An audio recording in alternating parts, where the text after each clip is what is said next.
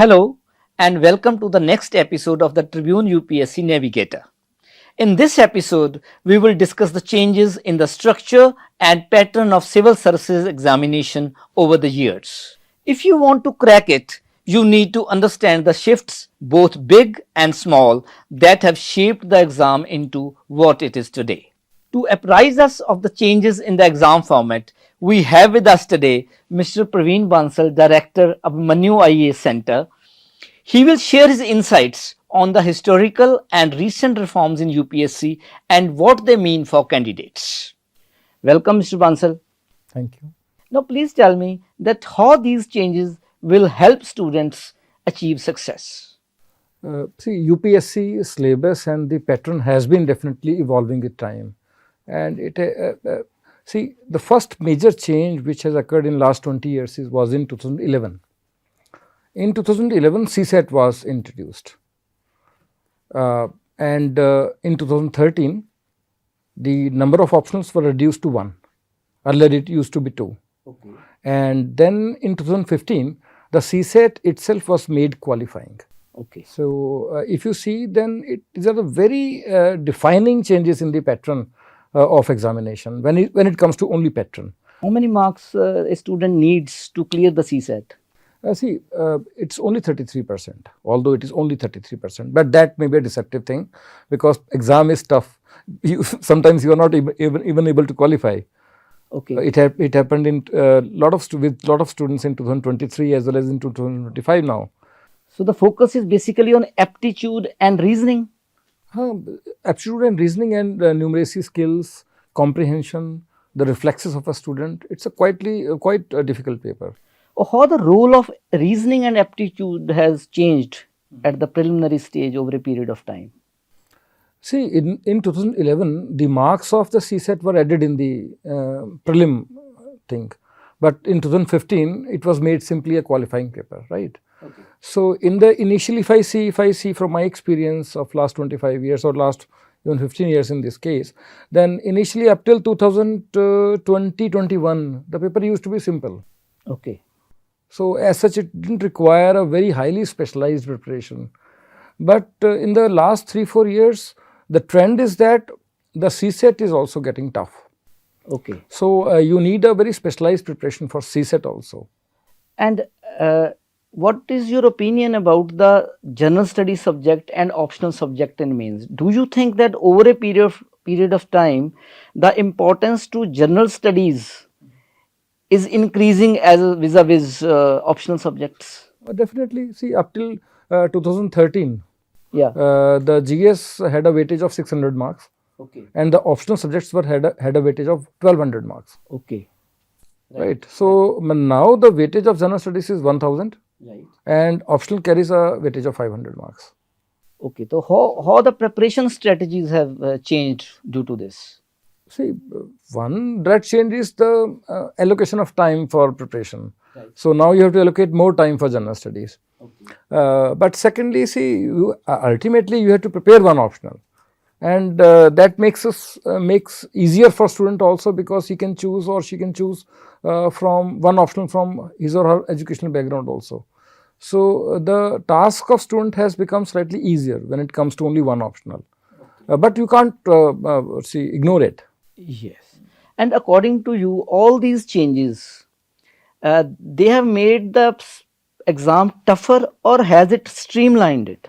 You see, not because of these changes. As such, the UPSC strategy has changed in last 7 and 8 years a lot. If you see the prelim examination, the level of questions is much higher than it used to be earlier. Okay. And even the types of questions have also been changing in terms of how they constitute a question. That is changing. They are evolving with new typologies. Right. And when it comes to mains examination, it has totally transformed. Yeah. After 2013, there has been a total transformation of mains paper. There are 4 papers and they have introduced a new ethics paper, GS paper 4, which was not earlier asked, right? Despite other 3 papers were directly or indirectly asked in earlier also. Yes. But this was total new thing.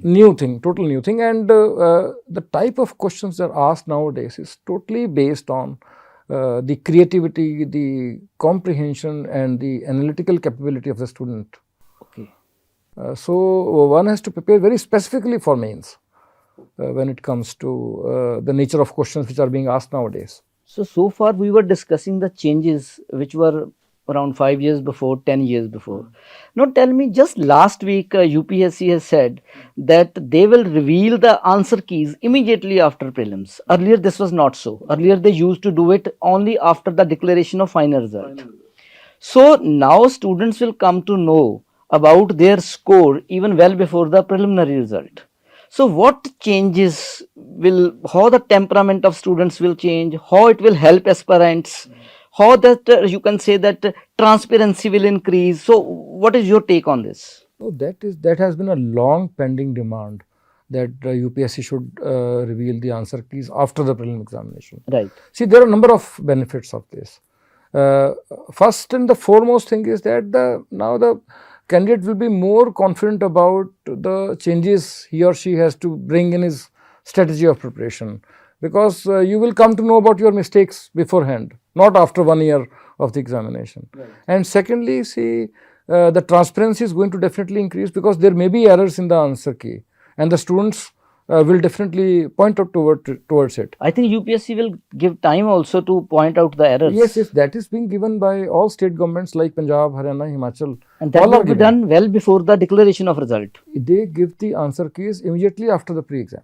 Right. So the keys are given and candidate is given time for raising objections. Fine. And finally the changed answer key is published.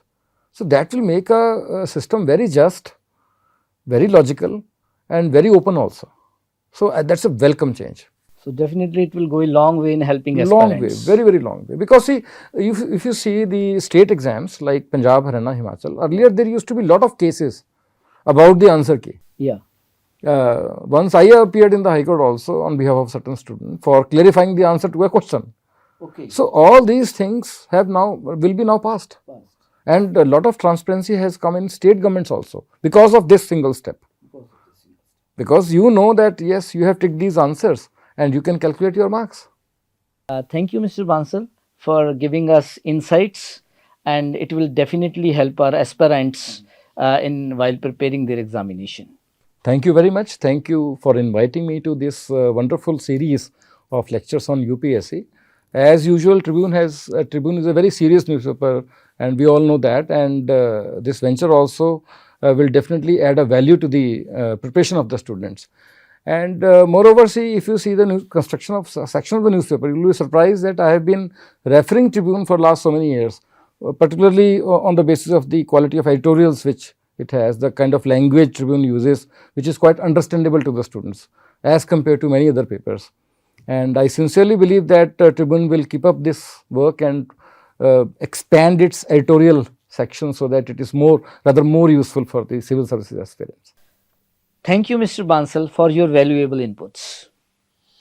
The exam evolves, but its aim hasn't. That is, to find people with brains, balance and grit.